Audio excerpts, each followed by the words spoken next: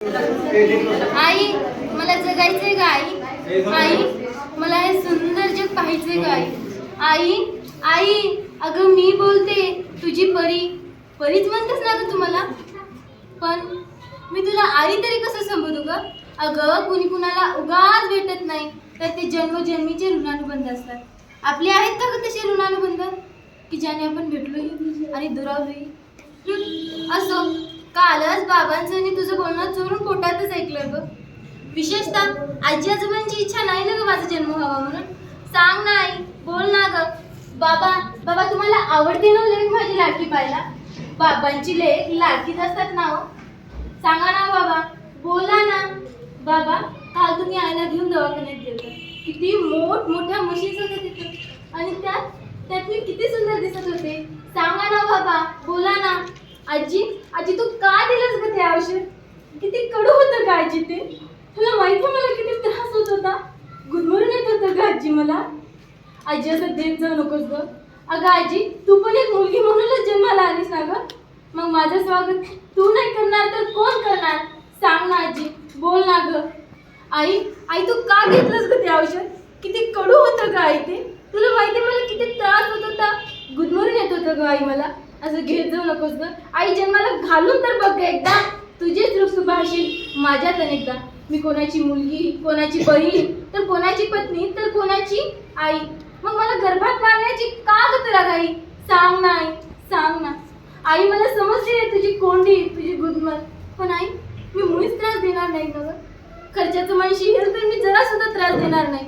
मला नवीन कपडे नकोच, मी त्याचे जुने कपडे वापरेन, शाळेत जाईन, त्याची जुनी खेळणे खेळेन, शिकून खूप मोठी होऊन माझ्या हुंड्याची तयारी करेन.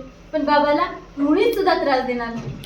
आई, आता तूच सांग, उद्या तुम्हाला काढून टाकायला दवाखान्यात जात आहे, त्याचं दुःख मानून की तूच काही क्षण माझ्या समोर आहेस, त्याचा आनंद मानून. सांग ना आई, बोल ना ग. नुसता स्त्रीवर अत्याचार करून काय होईल? चला तर स्त्रियांनो, मोडून काढूया या अत्याचारी मनगटे. अशा वेळी मला गजर भाव वाटतं. या लोकांना सांगावंसं वाटतं की आज जर स्त्री नसेल तर उद्या कोणाला मुलगी भेटणार नाही, कोणाला बहीण भेटणार नाही, तर कोणाला आई भेटणार नाही. या सर्वांची पाप तुम्हाला लागतील. तुम्हाला माहितीये, देवाला सगळ्यांच्या घरी जाता येईना म्हणून त्यांनी सुंदर अशी एक आई प्रत्येकाच्या घरी पाठवली. तिचा सन्मान करायला शिका. आज मला अभिमान वाटतो की या भारताच्या राष्ट्रपती एक महिला आहेत. त्याकडून आपण सर्व मुलींनी प्रेरणा घेतलं पाहिजे. तुम्हाला माहितीये, स्त्रिया ह्या खूप ऊर्जाच्या असतात. जर स्त्री आजच्या या भारतामधल्या प्रत्येक घराच्या लक्ष्मी असेल तर त्या पूर्ण भारताच्या कम नाही.